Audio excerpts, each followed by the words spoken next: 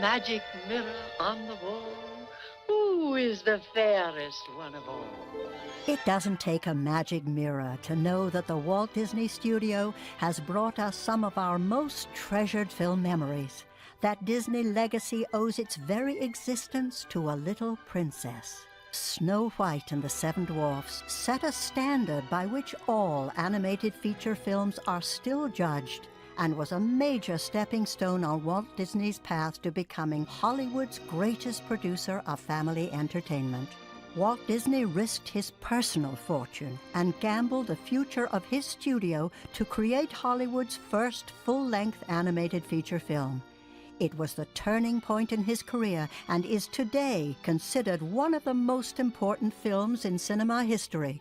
The release of Snow White in 1937 had an immediate impact. For the first time ever, movie-related merchandise was available the day the movie opened. Dolls, figurines, games, and toys were everywhere. It even influenced ladies' fashions. And it was the first feature film soundtrack ever released on phonograph records. Snow White earned more than $8 million worldwide in its original release in the days when a child could get into the movies for 20 cents. That's a lot of tickets.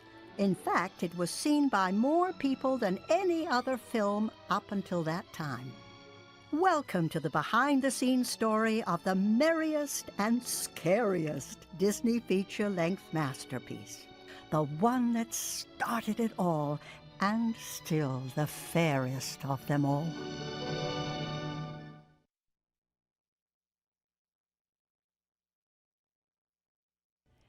Behind the success of Snow White was a visionary who brought her to life. Walt Disney was a unique American genius, a great storyteller, artist, and innovator. Born in Chicago in 1901, his early career as a cartoonist was interrupted by the First World War. In 1923, Walt joined with his brother Roy and entered the infant animation industry. In those days, a feature film was preceded by trailers, newsreels, live-action short subjects, and a cartoon. While Walt Disney may be best remembered for the creation of Mickey Mouse, the world's most recognizable movie star, his early accomplishments are equally impressive. Before Mickey, Walt had produced a popular series called the Alice Comedies, which were silent cartoons featuring a live-action little girl in an animated world. In 1928, Disney introduced the very first sound cartoon, the landmark film that launched the career of Mickey Mouse. And in 1932, Disney premiered the first cartoon in full color.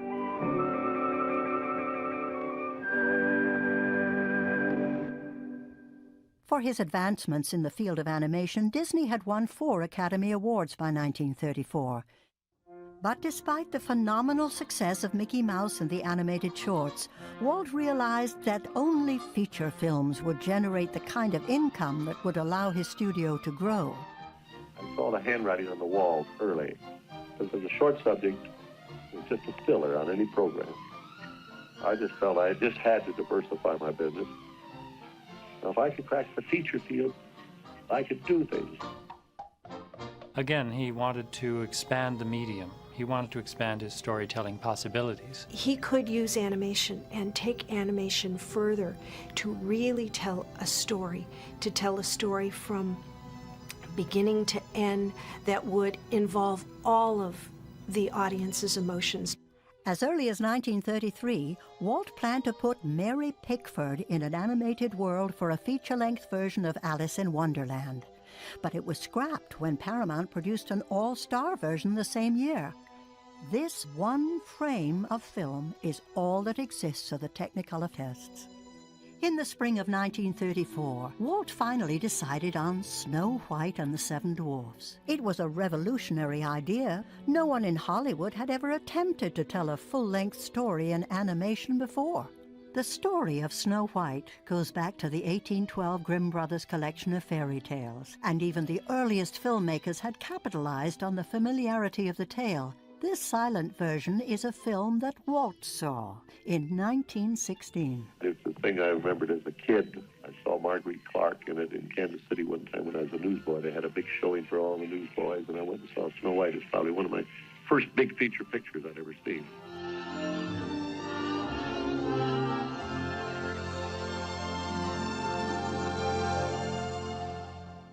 Nearly 20 years after seeing that Snow White, Walt was well established, producing cartoons in his own Hollywood studio, employing hundreds of people.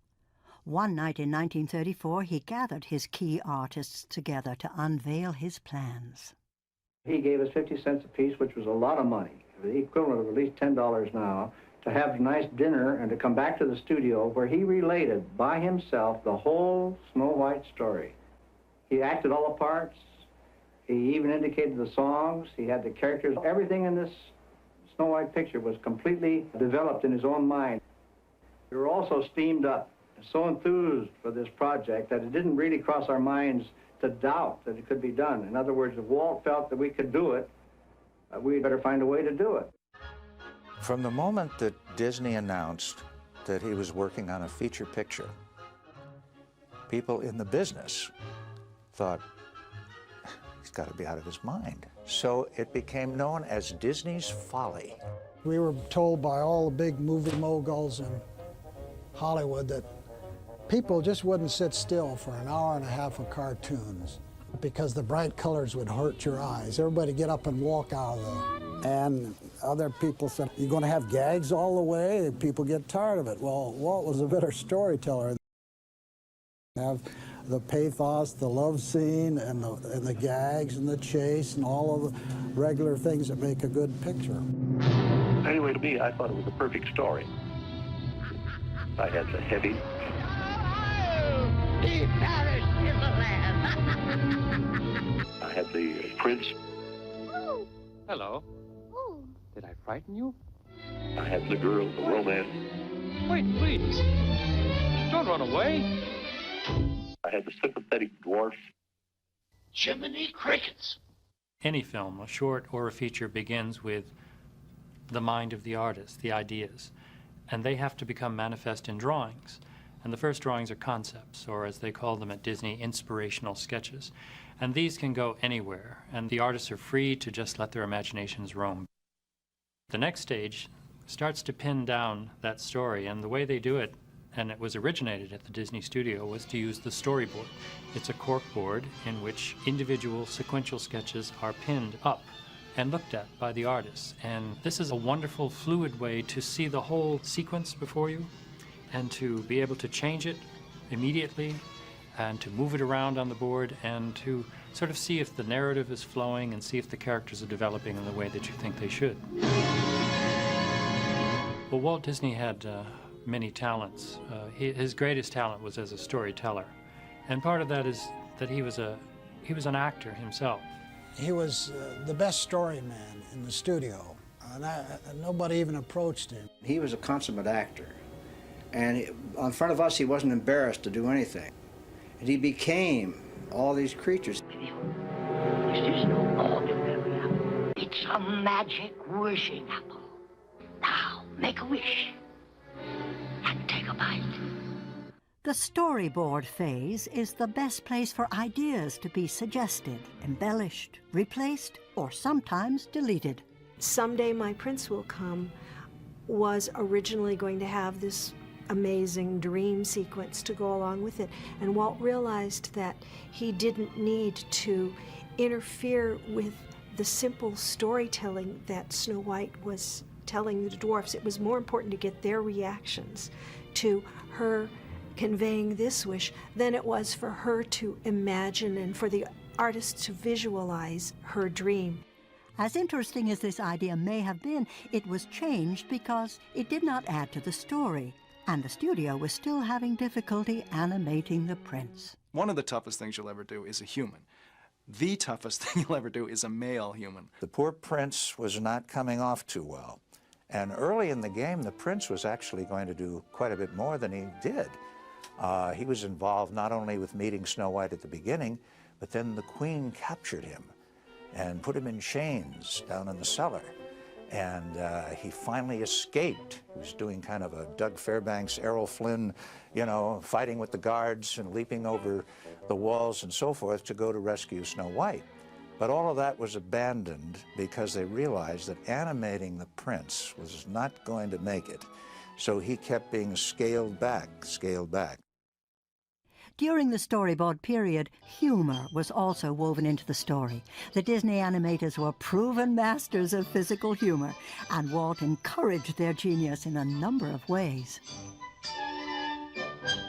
They would pay you for a gag. If it was a good gag, you got $5, which is like getting 50 or 100 today. And I remember I sold a couple. When the dwarfs come into the bedroom, and they sneak up and they peer over the top of the bed, and then as they come up, their noses pop over the top, one at a time. Boop, boop, boop, boop, boop, boop. That was my gag, $5 worth. At the same time that the story was taking shape, other artists worked on developing how the characters would look and act. Well, one of the greatest challenges in making this film was the depiction of the human characters. The dwarfs were not that much of a problem because they were really caricatured to a great deal and they could be stretched and squashed. But the problem with the humans was that they couldn't. They had to be believable. Now the Queen, talk about an evolution. The Queen in some of those early sketches, she looks rather dowdy and frumpy and so forth, and suddenly she evolves into an entirely different character. She's beautiful, yet there's a coldness. You know the penalty if you fail. We don't have any concrete evidence, but a picture came out in 1935 called She, based upon the H. Rider Haggard book. And Helen Gahagan definitely looks like she could have been an inspiration for the final evolution of the Wicked Queen. In the beginning, in 1934, when they started to design these characters, they looked like Silly Symphonies characters. A lot of them were comic. The early designs refined as they grew more used to this sort of European illustrative look for the characters. The witch, the whole design is much more geared toward a realistic approach, toward evil, toward menace. They were trying to pull out all the stops and convince you that these characters were real. He'll be burned alive.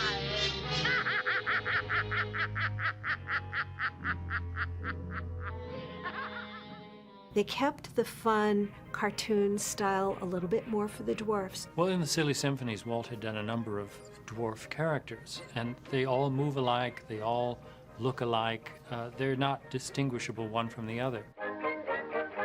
The great thing about the dwarfs in Snow White is that they are definite, individual characters with special personalities. For Snow White, Walt wanted to create 7 distinct individuals with names that echoed their personalities. Some of the names considered included Awful, Hoppy, Weepy, Dirty, Cranky, Hungry, Sneezy Wheezy, Lazy, Snoopy, Goopy, Wistful, Soulful, Gabby, Blabby, Flabby, Crabby, Helpful, Tearful, Thrifty, Shifty, Nifty, and Big O Ego. Finally, Walt decided on these 7. Dwarfs' names fit their personalities. This pompous-looking individual is Doc, the self-appointed leader of the group. And this little fellow is bashful. He's secretly in love with Snow White. And this funny face is Sneezy. He has hay fever. And old Droopy Eyes is called Sleepy. And Happy here with the beaming smile. And old Sourpuss here is Grumpy, the woman hater. And last but not least is Dopey. He's nice, but sort of silly. When it came time to design the Snow White character, each of the animators had his own unique vision of the girl. Snow White was a major problem. I mean, they started out with drawings that were quite caricatured.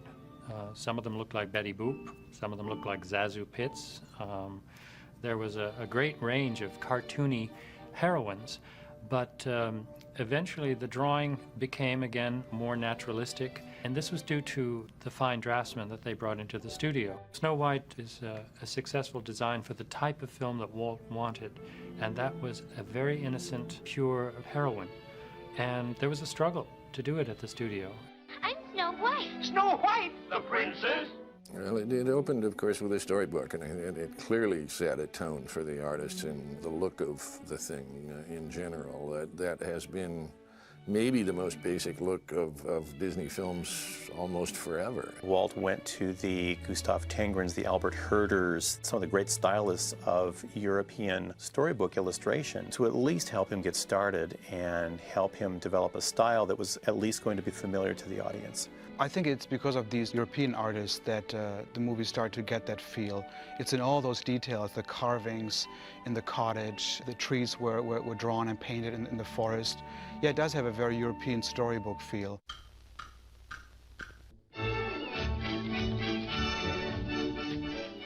From the outset, Walt understood the importance of combining music and songs with the story.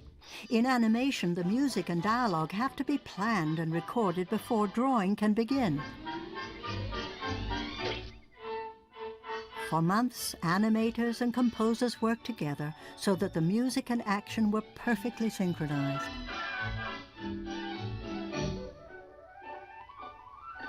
Snow White was one of the first film musicals. Walt was adamant that the songs not stop the action of the film, that the songs either convey personality or move the story along. And Walt was as involved with the musicians as he was with the story artists because he knew music was a storytelling medium. Some 25 songs were written before Walt settled on the 8 finally used in the film. Originally, the Dwarfs were to entertain Snow White by singing "You're Never Too Old to Be Young." It was ultimately replaced by the Silly Song. Here is an original temporary music track illustrated with storyboards. You're never too old to be young. You're never too old to be young. Your voice may crack when you try to sing, but you can't be good at everything. You're never too old to be young. People don't realize how important sound is to the development of plot and character and all that, and in Snow White it really reached as sophisticated a level as the drawings did. All of that sound has to be created in such a way so that it becomes a believable part of that environment and puts you into the animated world as if it were a real world. Disney's sound effects department devised noises that were sometimes realistic and sometimes just plain silly. Sound effects wizard Jimmy McDonald was responsible for creating many of the sound effects that made Snow White more realistic. You know, you need an empty wallet, and I had no trouble with that. I had lots of these. But they'd walk like this.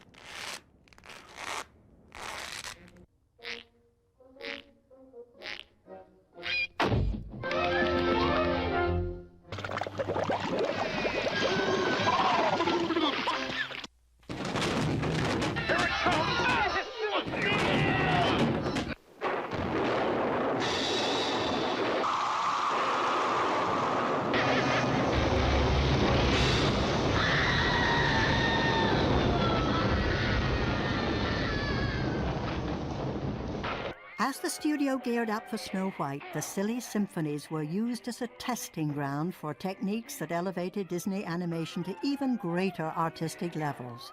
They experimented with dwarf and witch characters, perfected realistic animation of nature and animals, and tried out some of the elaborate special effects that would be required for Snow White.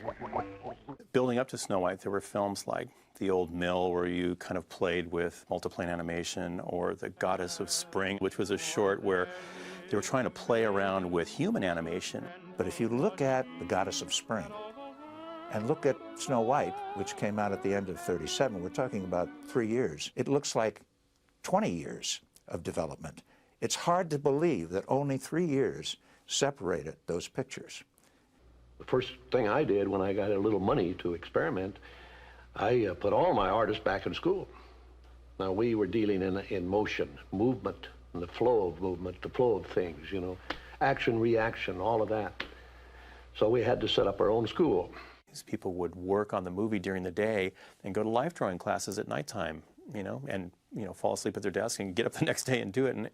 And by all accounts, when you talk to the men and women that were there, it was an incredibly stimulating, romantic, wonderful, exciting time. And every one of us worked Saturdays and Sundays, nights, everything else. We just loved it.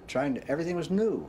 Animators analyzed in minute detail every nuance of human movement. Take a look at his legs and feet. Notice the follow through on the pant legs? How they come down late every time, after the feet come down.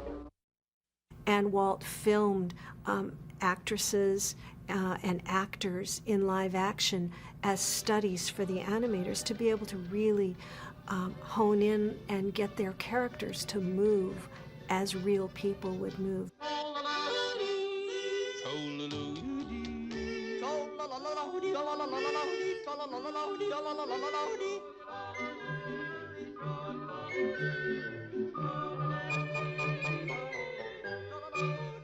They did it as a guide to photograph Marge Belcher, later Marge Champion, as Snow White, seeing her dance because she was a dancer, and seeing her move, and seeing her interact with the dwarves who were played by various people there at the studio. And they shot that live action, and they used it as a guide. They did the same thing for the man who modeled for the witch, who was an actor by the name of Don Brody. And he put on the nose and had this cape-like thing and was used as the model for, we call her the witch, but she really wasn't a witch. She was this old hag.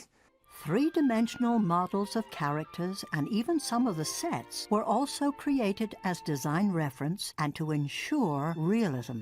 No detail escaped scrupulous study. These effects tests, for example, illustrate how the animators experimented with the amount of light given off by Snow White's candle, as well as how the shadows should fall. And as late as 8 months before the film's release, artists were still experimenting with the final colors for Snow White's dress. Now the Snow White performers took the stage, the animators. The animation is so refined. Again, this is all new. Before that, animation was a lot of squash and stretch and was very, very physical and outgoing. And here you have something that reflects very subtle emotions that were real. And the animators had to believe in these characters as well. Here you can bring this character to life. Well, these are just frozen on the paper. To me, that was wonderful. Right from the start, you could begin to see how Walt was getting these little personality touches in the characters which would express how they felt. Whether it was a little shrug or an embarrassed smile or whatever it was, it began to tell you what the inner feelings of that character were. And I said, well, I can wiggle my ears. And so then I started doing it. He said, can you wiggle one at a time? And I said, sure. And Walt said, hey, that's a good idea. We could have Dopey wiggle his ears. Dopey could really wiggle them, The first sequence I had of any importance was where she was sending them out to wash their hands. In the story preparation for this, they had Dopey go the wrong way, and as he turned and came back, he was out of step, so he did a little hitch step to catch up. Well, so I did the hitch step. Turned out all right, and Walt said, hey, that's a good trait for Dopey. Let's have him, every time he's walking anywhere, he has to do a hitch step to keep up. Well, within 2 days, I had every animator in the place coming in and said, it was your lousy hitch step that ruined my scene. I had that scene okayed for ink. That was finished a month ago, and now I got to hold back and put in a hitch step. It wasn't my fault. It was in the story.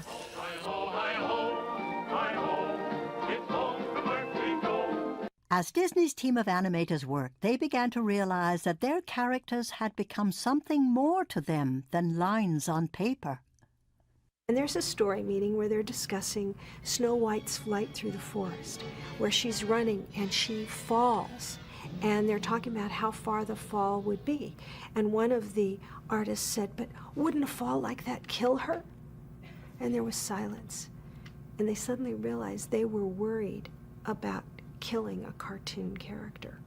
Before the animators went through the time-consuming and expensive process of full color, each sequence of pencil drawings was filmed, then projected in this rough form so the quality of the animation might be quickly and easily reviewed. Usually, in order to save money, they would not make a print, but would simply project a negative. These tests were then edited into the film to allow Walt to follow the flow of the story. Despite all the effort, not every sequence that was animated made it onto the screen. This sequence, where the dwarfs build a bed for Snow White while Dopey collects stuffing for her mattress, was begun but never completed.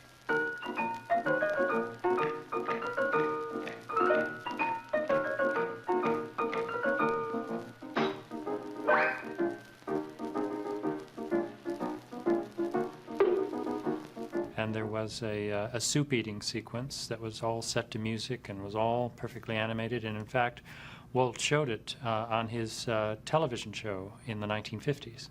You see, even though we liked the sequence, it was not essential to the telling of the story.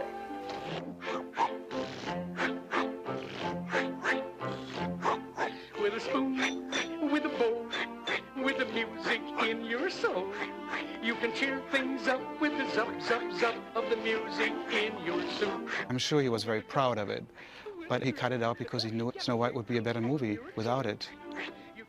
By late 1936, the first few sequences were approved for ink, which meant that they were ready to be traced onto transparent cells. Here, in the ink and paint department, 150 artists traced the animator's final pencil drawings onto transparent sheets of celluloid. Next came the painting of the cells. Paint was applied to the back of the celluloids in shades determined by the color tests that had been run. Since color is so important to creating mood, Disney chemists custom mixed all the various colors for the characters and the backgrounds. In all, 1,500 separate shades were used to paint the 1 million drawings used to create Snow White and the Seven Dwarfs. The women in the ink and paint department devised their own unique method of making Snow White's face seem more natural by applying real rouge and other makeup directly to the top of the cell. Walt conceded that it looked great, but was concerned that they know exactly where to put the makeup on each drawing. One of the inkers replied, "Mr. Disney, what do you think we do each morning?" Finally, backgrounds were placed under the animation camera and then covered with layers of transparent character cells. Shot one frame at a time, with each successive frame a little different from the one before, the illusion of motion was created.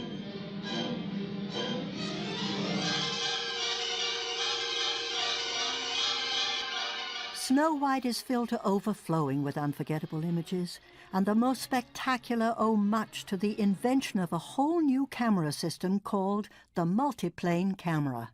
Because it wasn't ready when animation began on Snow White, several pivotal scenes were scrapped and reshot using this new wonder. The idea was to create real depth and dimension out of essentially flat art. So the scenes were painted in oils on different panes of glass according to their distance from the viewer. The camera was placed above, shooting downward toward the drawings, so that each piece of glass could be moved at different speeds and in different directions. It was called the multiplane camera because the new system used many levels, or planes, of glass. It was first tested on a silly symphony called The Old Mill.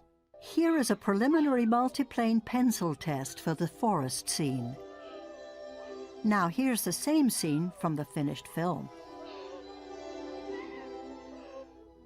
By the summer of 1937, the entire studio worked round the clock to finish Snow White, but the expenses of the feature had depleted every financial resource. The studio was out of money. Snow White could not be finished. Walt and his brother Roy kept the crisis quiet and put their heads together. The partnership, that was one of the moments when it was at its strongest. A big, big picture would cost $1 million. Well, here's Walt at $1 million and needing another $500,000. And the bank is, needless to say, apprehensive. I didn't know what I had or what would happen or anything. We had the family fortune. We had everything wrapped up in Snow White. In fact, the banker, I think, was losing more sleep than I was. There was a lovely man named Joe Rosenberg, who was the Bank of America's lender to the film industry in general. And he came and looked at the movie at a moment in which he could have very easily said, "Sorry, kid, but it's over," you know. And they came out, and the way my dad told it, at least, I've heard a lot of versions of this story, But Dad said that Joe Rosenberg said to him, "It's going to be a smash hit. What is it? How much do you need?"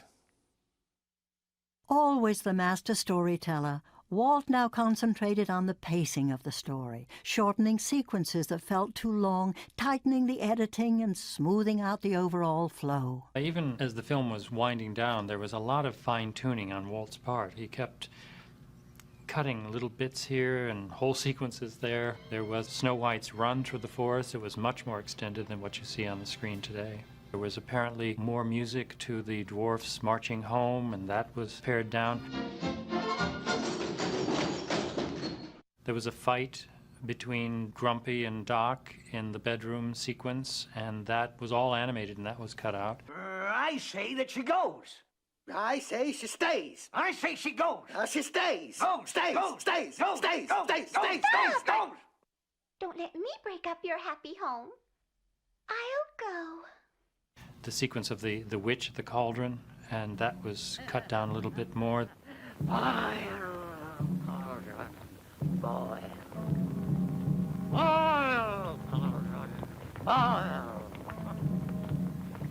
Death within your depths I see, for one who dares to rival me. We had a big premiere, McCarthy Circle Theater, big, grand Hollywood premiere. All of Hollywood brass turned out for a cartoon. And now here's a gentleman that I'm sure you all want to meet. It's Walt Disney, the creator of Snow White and the Seven Dwarfs. And he's just arrived. Mr. Disney, will you come up, please? Are you going in to watch the preview yourself now, Walt? Yes, and have my wife hold my hand. All right, good luck to you. When the premiere came, everybody in Hollywood came out to see the thing. And I was so impressed because the people that I'd always admired and thought, gee, these are my gods, you know, they're so good. They wanted to meet me because I'd done something big. Back to the farm. And I'm sure that poor Walt must have been absolutely, talk about on the edge of your seat. And of course, it was a standing ovation. People were not only joyful, but they were touched. Yeah, I think people were really taken by the drama of it, because animation hadn't been about life and death and getting this much into the personalities. I think this was something completely new, that you cry for a character. I mean, that never happened. That must have been awesome to sit in the audience, see it for the first time, and really see people breaking up over Snow White's death at the end of the movie. To see those dwarfs come up to this bier and take off their hats and get down on their knees and then back away. Everybody in that theater was crying. I heard the sobs. I couldn't believe it. It's supposed to be just a cartoon. Everybody's crying. The fact that you can have those kind of visceral, emotional relationships with drawings, I think, is why animation's been around as long as it has. It was like they were watching a dramatic unfolding of a marvelous story. And they lost the idea of the animation. It was like watching a live-action feature with all of the charm of an animated subject. So you had this merger of the best of two worlds. For 87 minutes, the glamorous guests laughed and cried, and as the picture came to an end, rose to their feet to cheer and applaud. Disney's greatest folly had become his greatest triumph.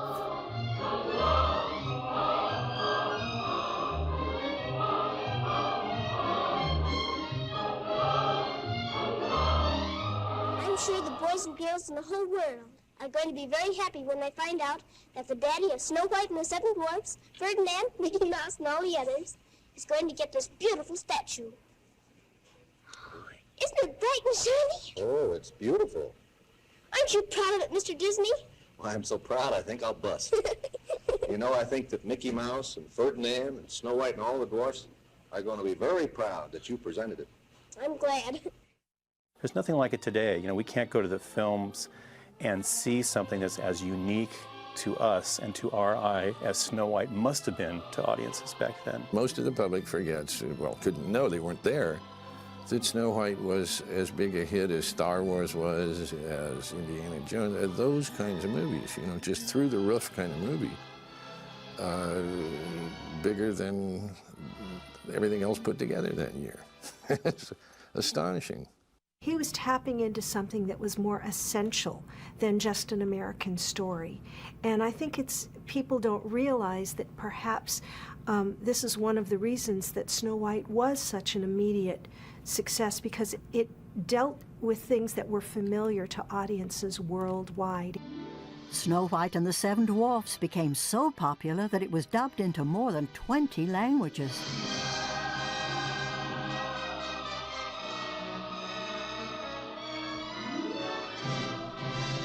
Oh, que je suis donc bête. Je suis Blanche-Neige. Blanche-Neige, la princesse? Oui. Oh, entschuldigt bitte. Ich bin Schneewittchen. Schneewittchen, die Prinzessin? Ja. Oh, perdónenme. Soy Blancanieves. Blancanieves, la princesa? Sí. Disney's preparation of the film for international release was a first for its time. Custom art was created for practically every country, including these sequences featuring the dwarfs' translated names.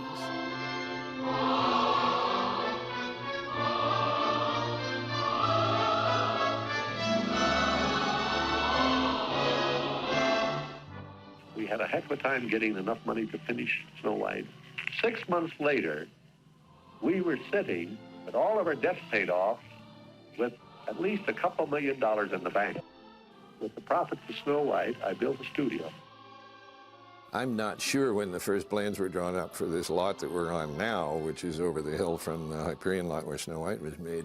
But we wouldn't be sitting here, certainly, you know, and physically where we are now, had it not been for Snow White. When Walt Disney was once asked to explain the secret of Snow White's phenomenal appeal, he replied, "Over at our place, we're sure of just one thing. Everybody in the world was once a child. So in planning a new picture, we don't think of grown-ups and we don't think of children, but just of that fine, clean, unspoiled spot down deep in every one of us that maybe the world has made us forget and that maybe our pictures can help recall."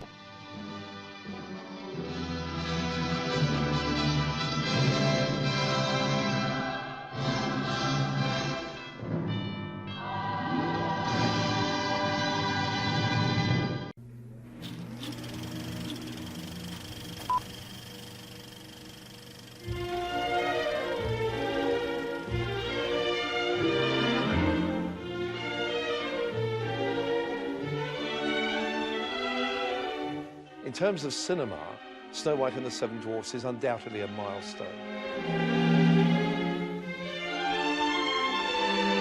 In terms of Walt Disney and his studio, Snow White and the Seven Dwarfs is the cornerstone, because everything that followed, all the cartoon features, the live-action features, the theme parks, everything that Disney went on to do was built on this one film.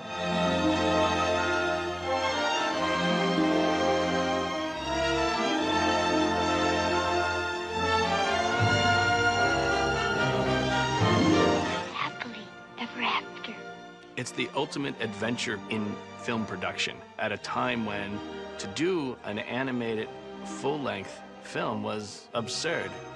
This guy said, you know, we're going to do this thing. We're going to do it. This was a very risky venture. If Snow White failed, the studio would have failed. Everybody thought Disney was out of his mind for even attempting a feature-length animated film. The trades were calling it Disney's folly. And he proved, despite the critics, that in fact it could be done. How many people loved this film, saw this film around the world? It's an extraordinary story. Even just the story of the making of the film itself, it's an extraordinary venture. One of the great American success stories of all time.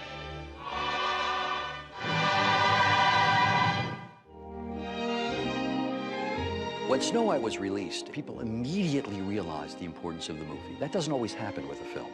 Sometimes a film gains importance as time goes on. But the day after the premiere on December 21st, 1937, Walt was getting wires from various notables in the motion picture industry saying, this is one of the most important pictures ever made. One of the critics who reviewed the film when it first opened compared it to D.W. Griffith's Birth of a Nation.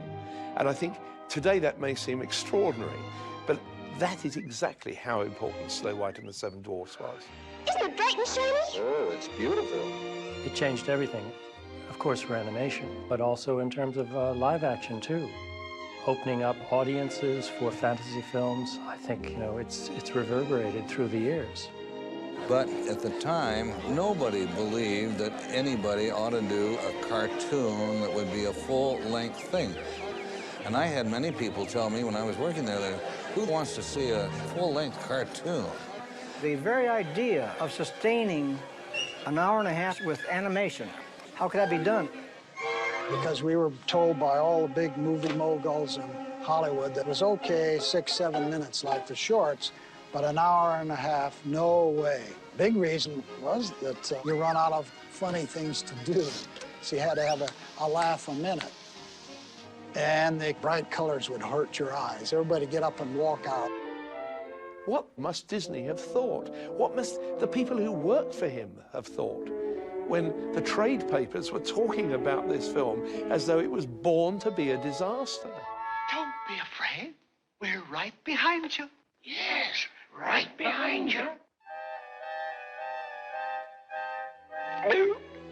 Walt, of course, plugged ahead. He didn't believe that. He felt that if you had a solid story, not only laughs in it, but pathos, tragedy, it would go.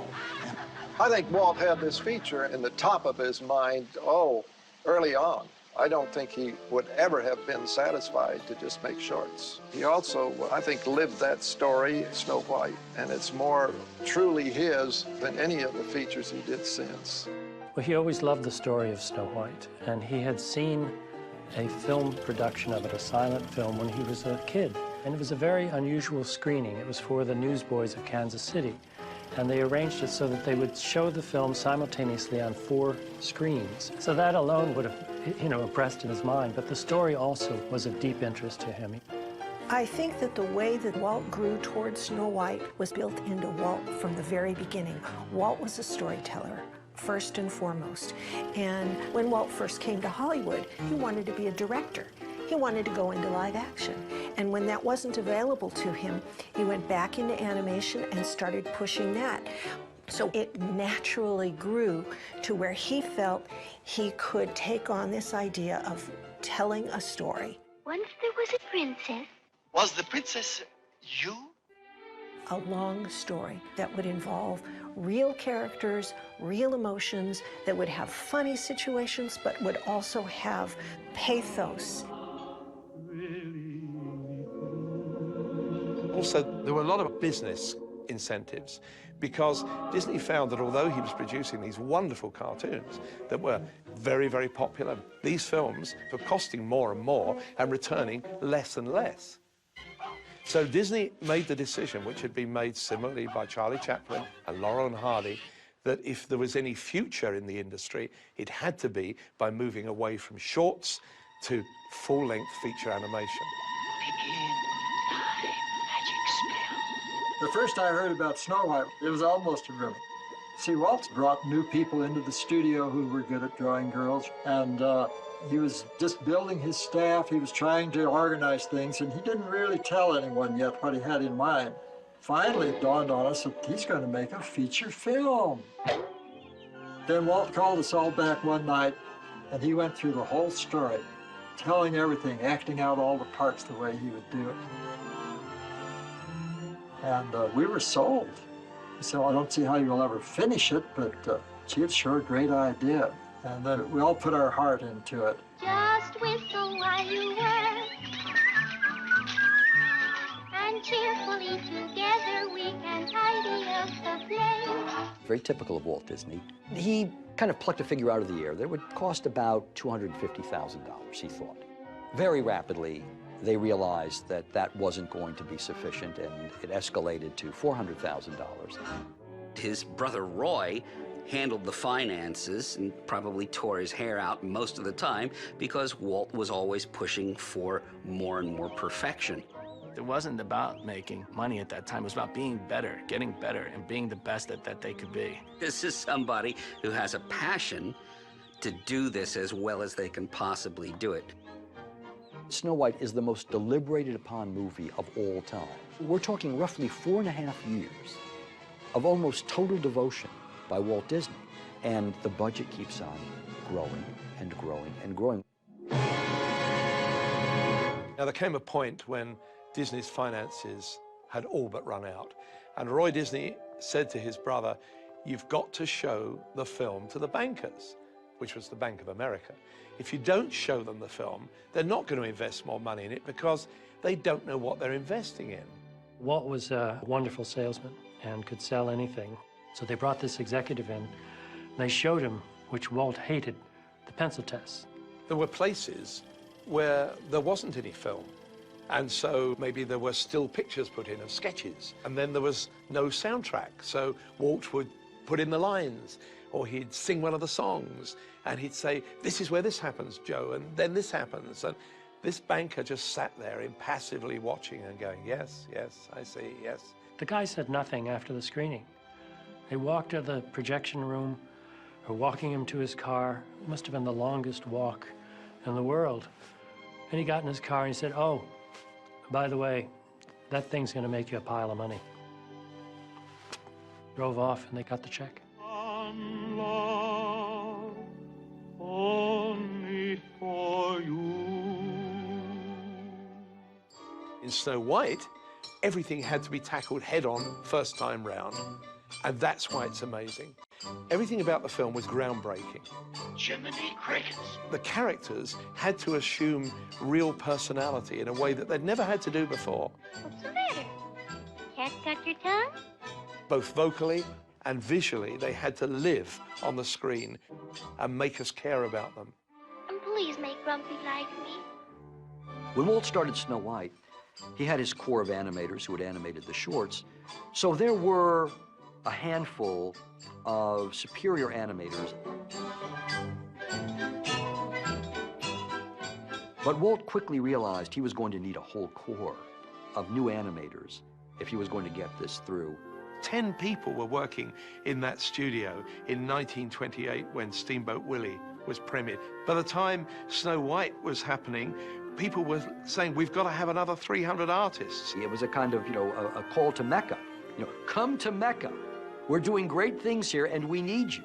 And that period attracted, some of the most famous animators in the history of the Walt Disney Studio, all of whom came to work on Snow White in various capacities. So you had this tremendous infusion of talent that was just aching to do something and also learning how to do it on Snow White. Well, the time was 1935. The Depression was on right down to the rock bottom. So a lot of us were out of school around this period of time. And the only person who was advertising for artists was Walt Disney. You have to realize that what things were like in the Depression times. People were starving to death. And so it was a boon to be able to find a place where they would hire you and ask you to do your very best work, the very best that you could, and actually train you at the same time. And he was trying to teach us to be good enough artists to do what he wanted to do. Well, I went there because there was a depression on at the time, which influenced the growth of the studio more than probably any other single factor. You can say the times gave him more talent, but to me, the difference between Walt and some of the other cartoon producers was that Walt felt it so strongly inside. He wanted to do nothing but the very best that he knew he could inspire out of a great group of artists. There was a tremendous pride in the place because of the fact that Walt was always trying to lift you up higher with all the classes and the films. He was always asking you to observe and study things, and there was constantly an effort to raise your standards, and you couldn't turn us off. We were excited about it. But at the same time, we didn't think the studio would last more than another week. It was exciting and it was fun. Sure had a great collection of artists and stimulating people around you. But you couldn't believe that anything like Snow White would go over with an audience. Hello? May I come in? The stretch run of Snow White is really, really interesting because it is a stretch run. I mean, they're galloping full speed. Walt had not finally settled on even the names of the dwarves until less than a year before the release of the movie. So they're working full throttle trying to get this thing out in time for its December 21st release. They're worried that they're not going to do it. They're worried about what's going to happen if they don't do it. A fine kettle of fish.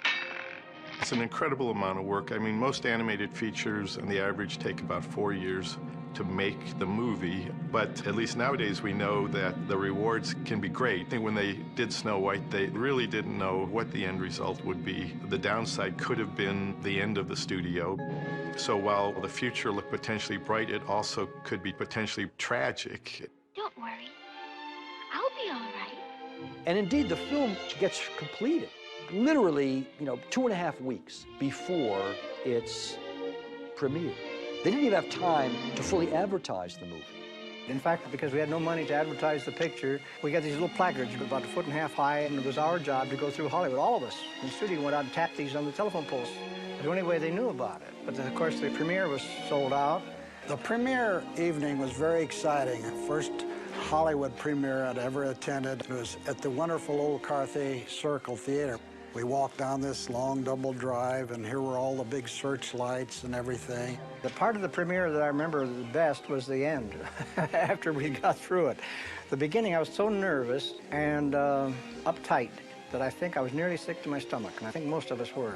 It was, of course, the biggest event in my life, and there were cameramen lined up the whole distance. I was amazed. And the thing that amazed me were the number of Hollywood stars there. I can remember sitting close to Lombard and Clark Gable and so forth, but at the climax of the film, everybody started crying. I couldn't believe it. Here was a cartoon, plain old crude cartoon, as the critics had said before we made it, and here was the audience crying en masse.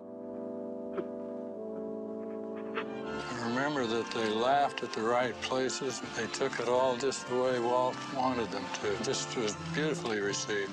They stood and they clapped and they clapped and they clapped. I tell you, I've never had goosebumps like that. It was a great event. It was a big event in all of our lives. Here were all these names on the screen and all these people, and they were great talents. And I mean really great talents. But, I'm sure of this, you could take all of us. Every one of the guys' names are on that screen, and everybody else had to do is the studio. And if there had never been a Walt Disney, all of these people worked in the same place. There never would have been a Snow White.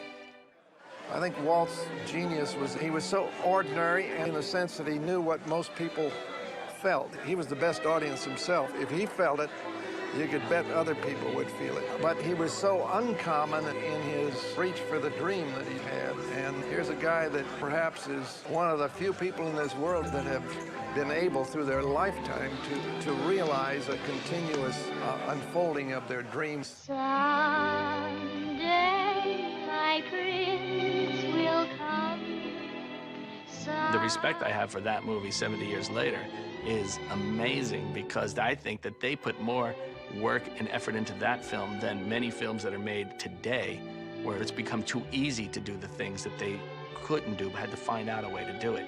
So the film is important for many reasons, but as an adventure in filmmaking, I think it ranks up there amongst the best of them.